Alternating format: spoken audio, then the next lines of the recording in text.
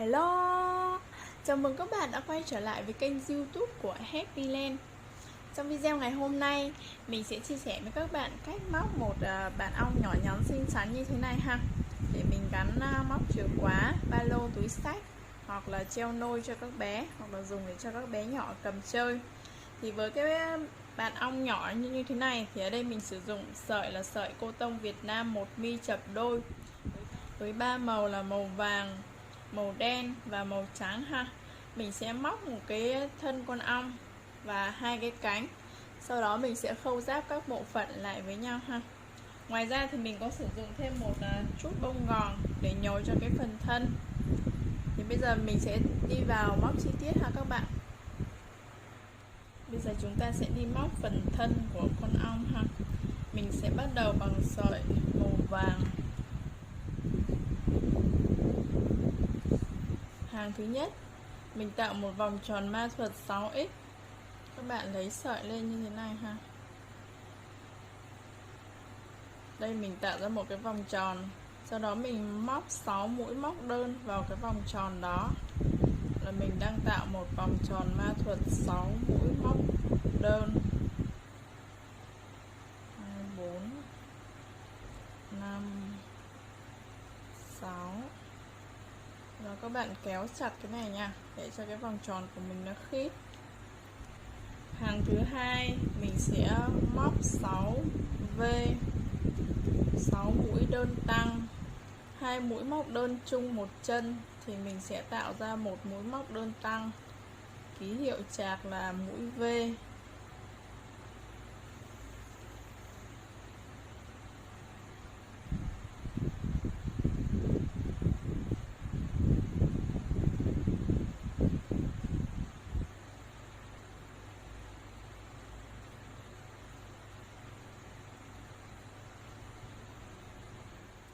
Hàng thứ ba mình sẽ móc một mũi móc đơn, một mũi móc đơn tăng, 1x 1v, và mình có 6 lần như thế là mình kết thúc vòng.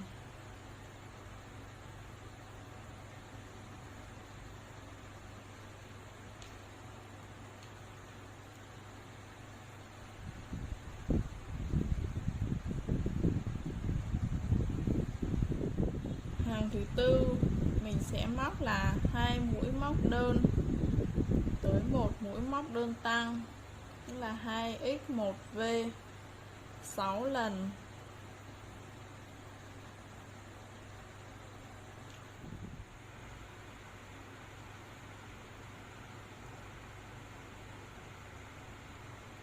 Tới đây là mình đã kết thúc hàng thứ tư, hàng 2x 1v 6 lần ha. Tiếp tục mình sẽ móc hàng 5, hàng 6, 2 hàng, mỗi hàng 24 mũi móc đơn không tăng nha các bạn. Kết thúc hàng thứ tư là mình có 24 mũi. Nên hàng 5, hàng 6 mình sẽ móc toàn bộ là mũi móc đơn không tăng, 2 hàng, mỗi hàng 24x. Tới đây là mình đã móc đủ 2 hàng, mỗi hàng 24x bằng cái sợi màu vàng ha. Thì tới đây các bạn là cái mũi cuối cùng đây mình sẽ không có móc hết lên ha. Mình móc thế này và mình để mình thay bằng sợi màu đen. Mình thay bằng sợi màu đen ha, nhưng mà mình không có cắt sợi màu vàng.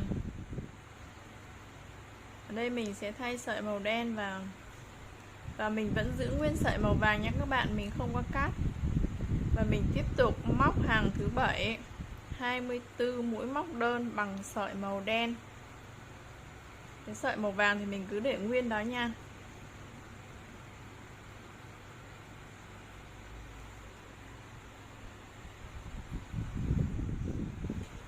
Tới đây là mình đã kết thúc cái hàng thứ 7. Tiếp tục mình vẫn móc cái sợi màu đen ha các bạn, một hàng. Mình vẫn tiếp tục mình móc cái sợi màu đen, hàng thứ 8, 24 mũi móc đơn.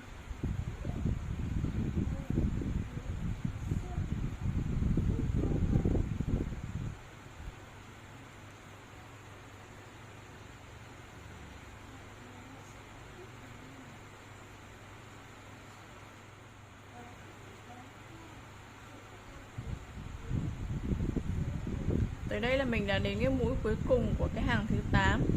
Bây giờ mình sẽ đổi bằng sợi màu vàng ha các bạn. Sợi màu đen mình giữ nguyên không qua cắt. Mình sẽ móc tiếp 2 hàng, mỗi hàng 24 mũi móc đơn bằng sợi màu vàng.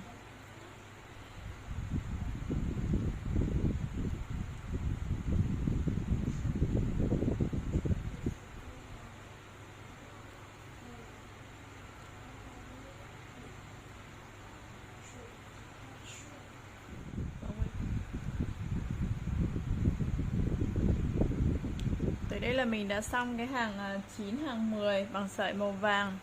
Ở đây mình cũng sẽ thay bằng sợi màu đen ha các bạn. Mình tiếp tục thay bằng sợi màu đen và mình móc 2 hàng, mỗi hàng 24 mũi móc đơn bằng sợi màu đen. Tức là mình móc hàng 11 và 12.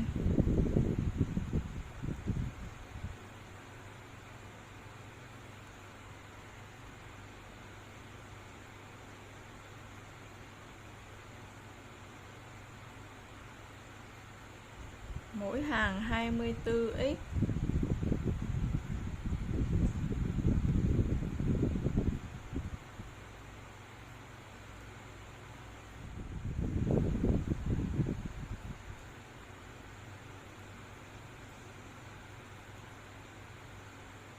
Tới đây là mình đã móc đến cái mũi cuối cùng của hàng thứ 12 bằng sợi màu đen ha. Thì đây mình cũng sẽ thay sợi màu vàng, nhưng ở đây mình sẽ cắt sợi màu đen đi. Cái phần màu đen của mình đã xong rồi. Và mình sẽ thay bằng sợi màu vàng ha. Và các bạn cũng móc cho mình 2 hàng 13, 14, mỗi hàng 24 mũi móc đơn bằng sợi màu vàng ha.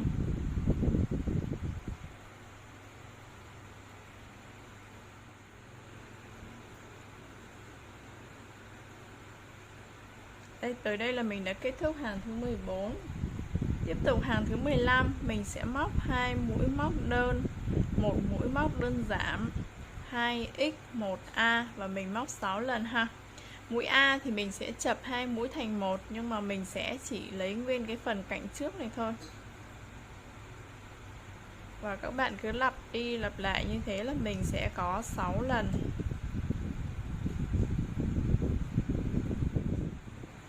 Tiếp tục hàng thứ 16 mình sẽ móc một mũi móc đơn, một mũi móc đơn giảm 1x 1a 6 lần.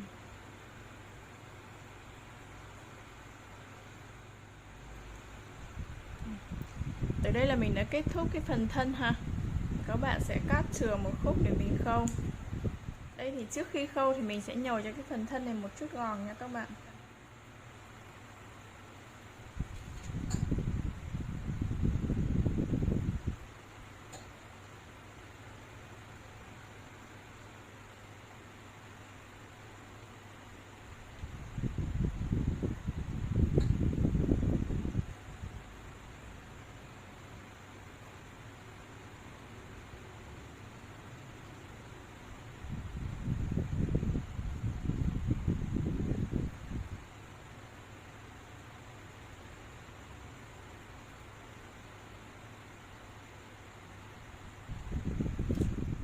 Khi mà nhồi được cái lượng gòn vừa đủ thì mình sẽ tiến hành mình khâu kín cái phần này ha các bạn.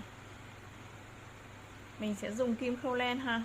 Ở đây thì nếu mà bạn nào không có khâu thì các bạn có thể móc tiếp một hàng thứ 17, 6 mũi móc đơn giảm 6 mũi A để cho nó kín cái phần này ha. Còn ở đây thì mình sử dụng kim khâu len. Thì các bạn khi mà khâu kết thúc cái hàng 16 là chúng ta còn 12 mũi. Các bạn khâu thì các bạn sẽ lấy nguyên cái cạnh ngoài của 12 mũi thôi ha. Và vừa khâu thì mình vừa kéo cho nó siết vào, cho nó chặt cái phần này. Thì cái phần này của mình nó sẽ kín và nó cũng tròn đẹp.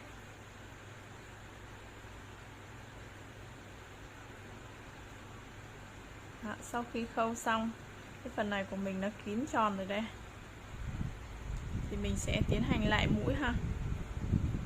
Lại mũi và cắt sợi, giấu sợi. Vậy là tới đây mình đã xong cái phần thân của con ong ha. Bây giờ tiếp tới mình sẽ đi móc tới cái phần cánh. Cái phần cánh ong thì mình sẽ sử dụng sợi màu trắng, sợi 2 mm màu trắng. Và mình sẽ móc 2 cái ha các bạn. Đầu tiên, hàng thứ nhất mình cũng sẽ tạo một cái vòng tròn ma thuật 6x.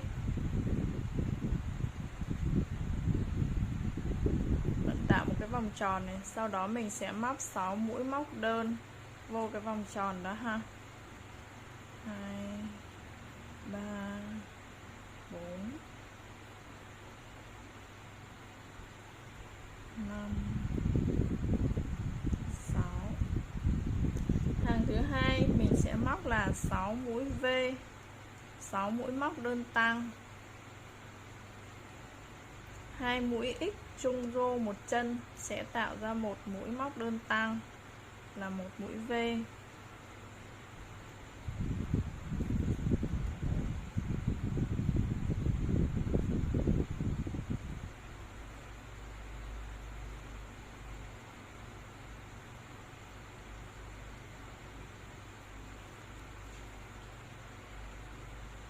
Kết thúc hàng thứ hai là mình có 12 mũi. Tiếp tục các bạn sẽ móc cho mình 3 hàng ha. Hàng 3, 4, 5, mỗi hàng là 12 mũi móc đơn không tăng.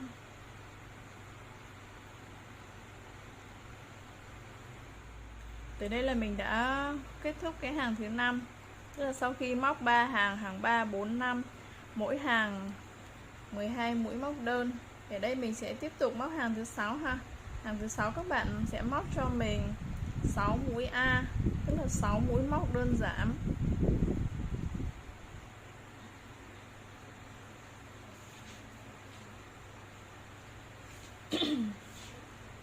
Ở đây cái cuộn sợi của mình đã hết ha, mình thay cuộn sợi mới. Bạn móc cho mình 6 mũi giảm.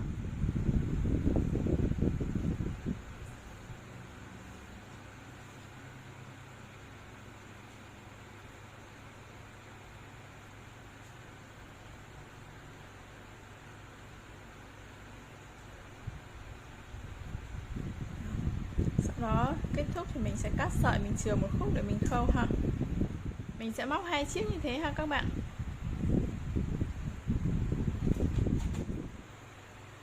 Và bây giờ mình sẽ tiến hành mình đi khâu giáp ha các bạn. Khi mà các bạn khâu, các bạn để ý ha, phần dưới này là cái phần nó có cái điểm mình nối len á, giao giữa hai màu, màu vàng và màu đen. Nên là mình sẽ để xuống phía dưới ha, để nó giấu đi.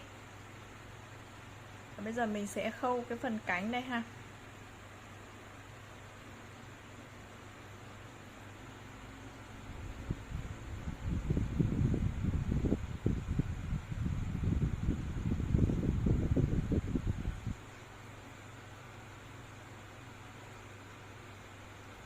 Phần cánh của con ong nó sẽ nằm ở cái đường vằn giao giữa cái điểm hàng đen và cái đường vằn màu vàng thứ hai ha các bạn.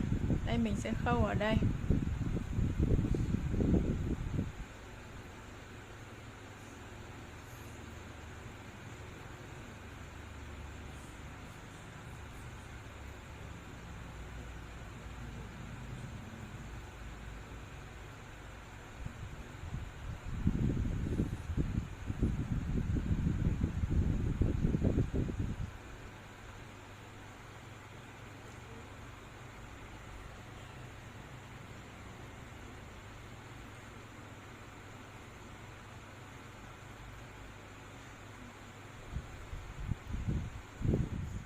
Tương tự mình sẽ khâu với cái cánh thứ hai.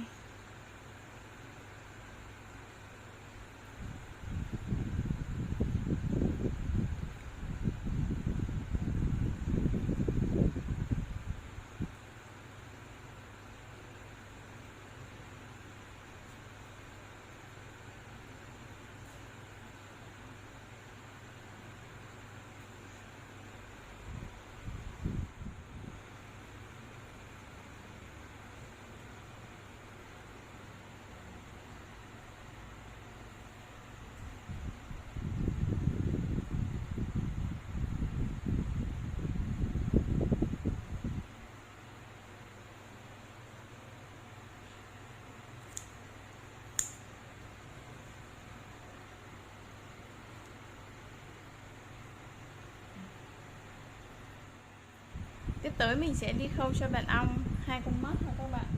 Phần mắt các bạn có thể sử dụng mắt dán size nhỏ 5-6mm ha, hoặc là các bạn có thể dùng khâu bằng len. Ở đây thì mình sẽ khâu bằng sợi.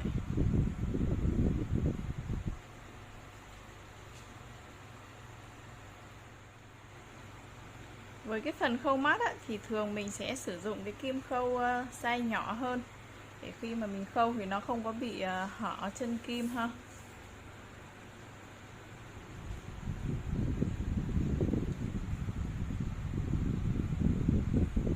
Và mình cũng sử dụng cái sợi nhỏ, sợi 1mm. Khâu nó sẽ lâu hơn là mình sử dụng sợi lớn, nhưng mà chúng ta khâu nó sẽ được đẹp.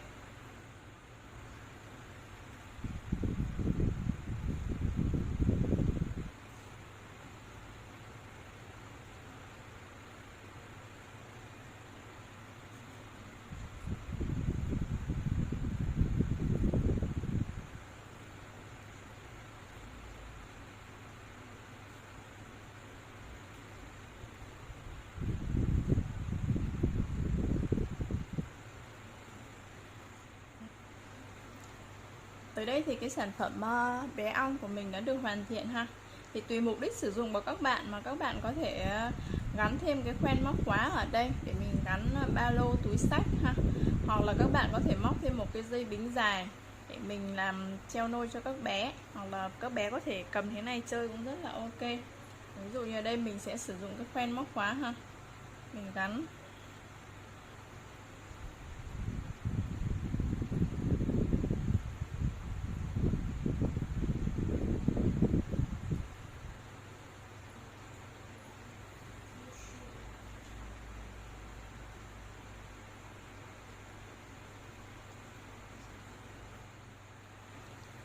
Tới đây là video chia sẻ của mình hướng dẫn cách móc bé ong, một bạn ong nhỏ nhắn xinh xắn như thế này đã kết thúc.